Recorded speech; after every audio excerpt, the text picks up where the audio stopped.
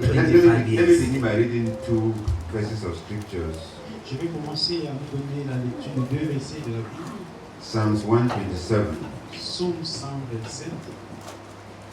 Unless the Lord builds the house, those who build labor in vain. Unless the Lord watches over the city, the watchman stays awake in vain.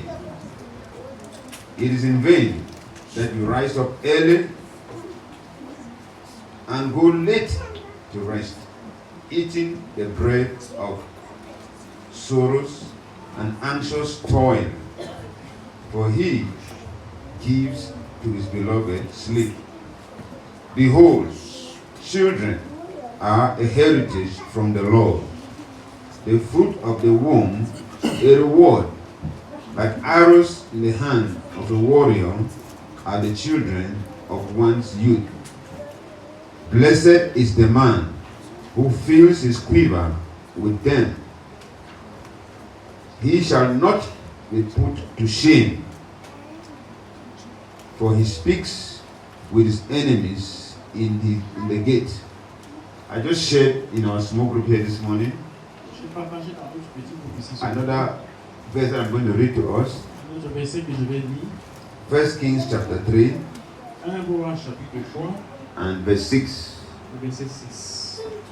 This is what a son said concerning his father. And Solomon said, talking to God the Father, you have shown great and steadfast love to your servant David, my father,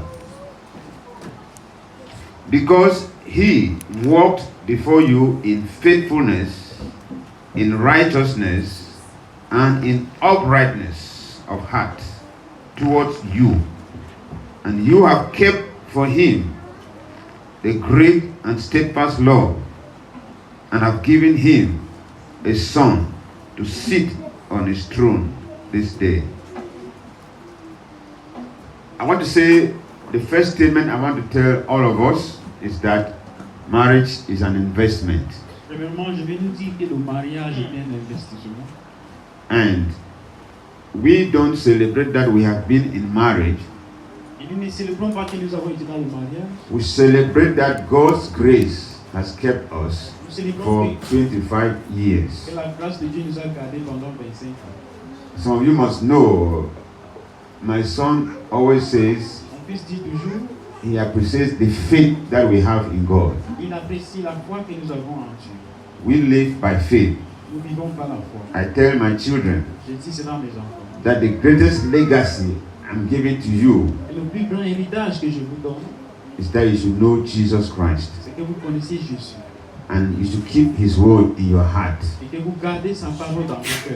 Because the knowledge of Jesus Christ and speaking God's word back to him has kept me alive. By the grace of God, I turned 62 this year. No, I turned 60 this year. So I tell my people I've become a senior citizen. But what is very powerful that I want to talk to you, and I talk every day, is that I'm very conscious that I've entered the last quarter of my life. Because God says your age shall be 70. Votre âge sera 90 ans. 70, 70 ans. 70 ans plutôt même. And if God gives you grace, et si Dieu vous donne la grâce, it will be 40. Ça sera 80 ans.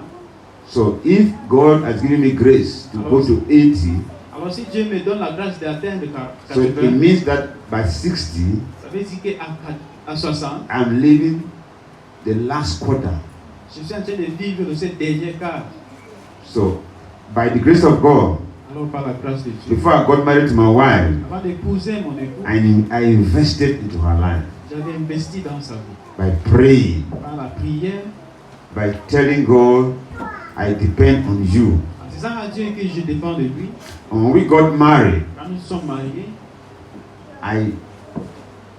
we agreed nous sommes entendus that our faith in God que notre foi dans le Seigneur and the proclamation of His word, et la proclamation de sa parole, we are going to live as a testimony et nous allons vivre comme un témoignage. that God can sustain a couple Et Dieu peut soutenir un couple who depend on Him every day. qui se dépend de lui chaque jour.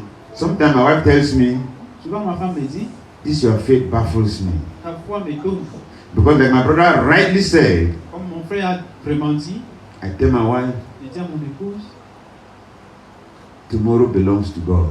demain appartient à The Dieu. next hour, only God will determine. Cette prochaine heure, c'est seulement Dieu qui va déterminer. I don't know, Je ne connais pas.